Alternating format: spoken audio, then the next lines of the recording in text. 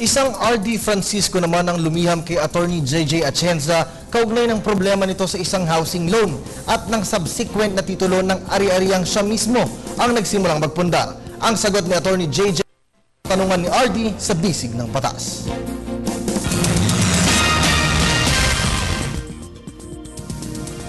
Sumulat si RD Francisco noong Abril sa amin.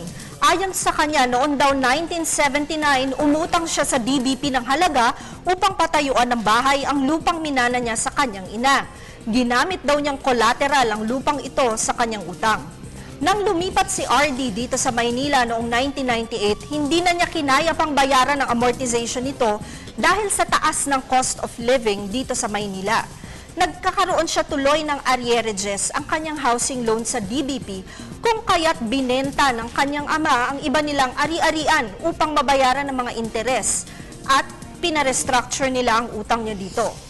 Nagdesisyon sila kalaunan na ilipat na lamang ang utang sa Pag-ibig dahil nga sa mas mababa ang interes dito at maaari ding mabayaran ang utang sa mas mahabang panahon.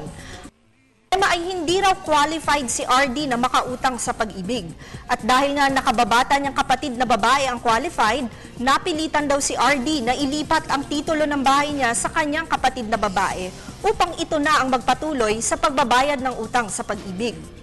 Ayon din kay RD, gumawa sila ng deed of sale upang palabasin na ibinenta niya ang property sa kapatid niya kahit daw sa totoo ay wala namang bayarang nangyari sa pagitan nilang magkapatid. Nag-alok pa daw si RD sa kanyang kapatid na makikihati siya sa monthly amortization sa Pag-ibig. Subalit hindi na raw sila nagkaroon ng komunikasyon ng kanyang kapatid. Patuloy na binayaran ng kanyang kapatid ang utang sa Pag-ibig hanggang sa mabayaran nito noong 2009 at nailipat ng tuluyan ang titulo sa pangalan nito. Hindi na daw interesado si RD na makuha pang muli ang bahay at lupa, subalit itinatanong niya kung maaari daw ba niya makuha sa kapatid ang ginastos niya sa bahay sa loob ng 10 taon.